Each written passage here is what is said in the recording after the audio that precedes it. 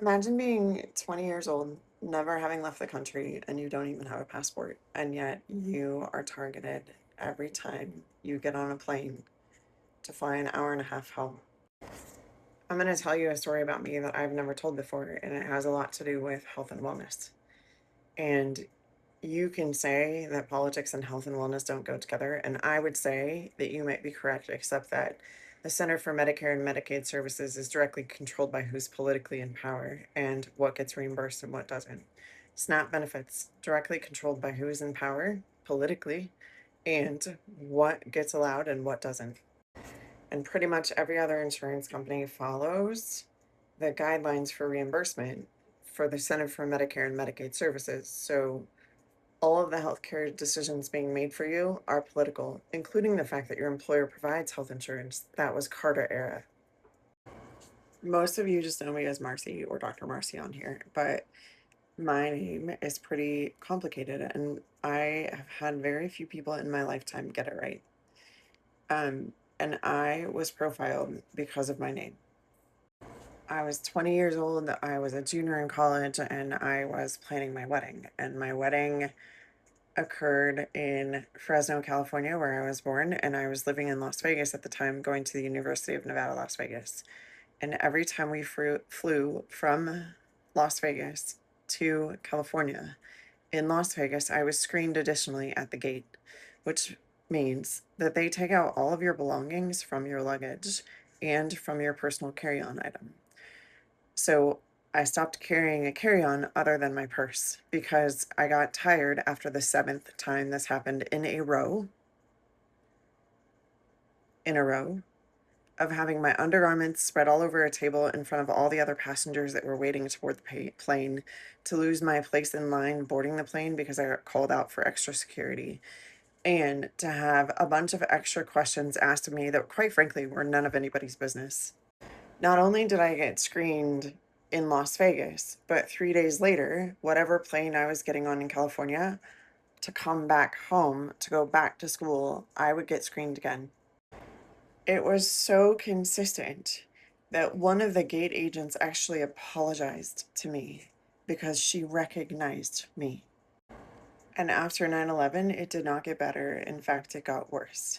I would not only have all of my belongings gone through at TSA security, but they would be gone through again at the gate. It finally stopped when I filed a complaint against the local TSA agent in charge and the airline for harassment. My name is Marquita Catallo. If you look at my birth certificate, it's Marquita Helene Catallo. I was born at Fresno Valley Hospital in Fresno, California in 1979. I'm a third generation Italian American. My great grandparents came here from Italy in the early 1900s, and they entered legally and were registered through Ellis Island.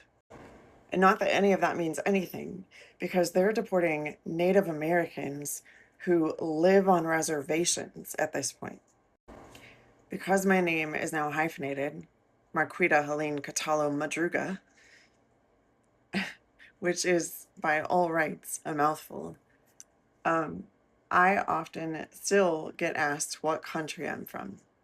And while I know California's gone a little crazy and they could be considered their own weird country, and people think you need a passport to enter the state of California, um, I'm from the United States of America.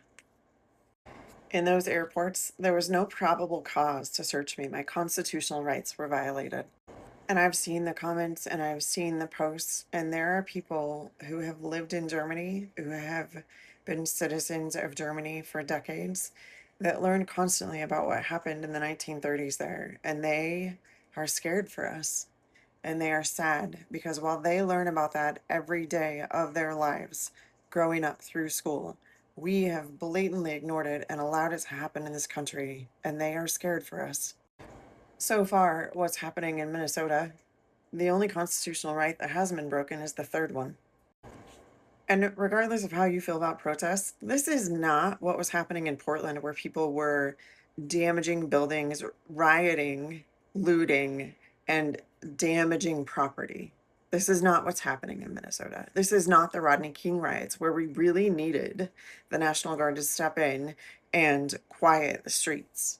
And even some of you my age are going to say that I'm too young to remember the Rodney King riots, but I will tell you, I remember sitting in a classroom where my teacher, Mrs. Simons, at Clark Intermediate in Clovis, California, whose husband, Mr. Simons, was the beloved football coach for Clovis High School for decades, worried every minute, waiting for a phone call for her son who was in attendance at USC.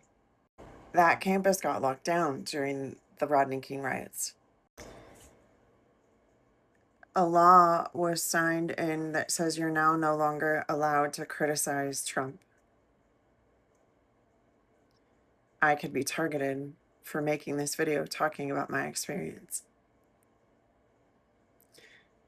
You aren't allowed to do anything, including give an opinion about your religion or have a religion other than what Trump believes is appropriate.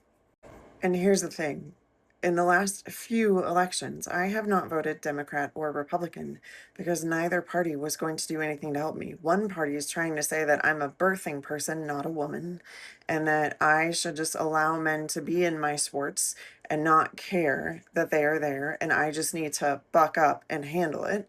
While the other one is saying that I shouldn't have an education past 8th grade, and I should really just be staying home and taking care of my husband and letting him make all the decisions and him vote for me, and I should have no rights, and I shouldn't have a bank account, and I shouldn't have a driver's license, and I shouldn't have a passport, and I shouldn't have the rights to anything.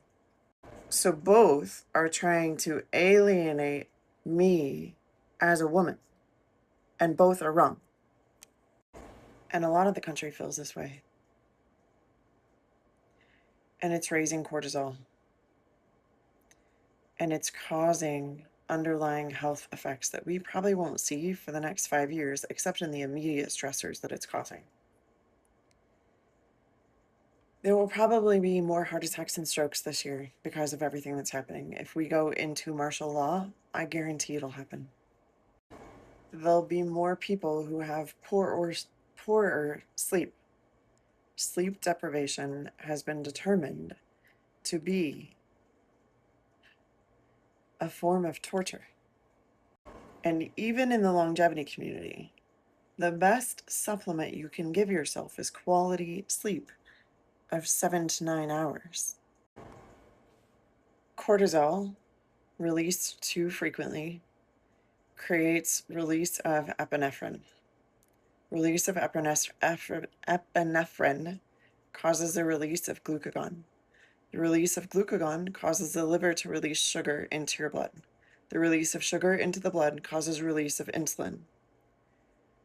The constant release of insulin creates insulin resistance, hormone imbalance, thyroid dysfunction, cellular metabolism breakdown, weight gain, and type 2 diabetes, as well as Alzheimer's and dementia.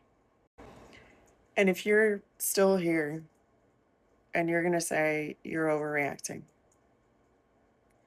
go look at how many American veterans have been detained for the color of their skin or their last name for hours, days, without food, without water, and without a call to a lawyer or a family member. It's more than one. It's more than one.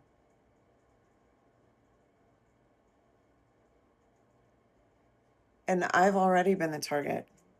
And because I go by Marcy on so many things and even have a credit card that has the name Marcy on it, one with my maiden name, one with my married name, and one with my hyphenated name, according to the FBI, I'm a risk because I have 9 aliases. And I shouldn't have to carry my passport on me, and that's if my passport is even still valid.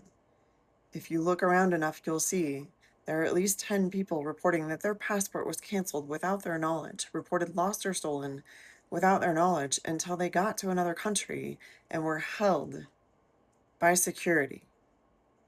Papers that aren't valid mean nothing. My real ID should be enough. And the fact that I even need to show it, ridiculous. This isn't the land of the free or the brave, and there will be health consequences because of this.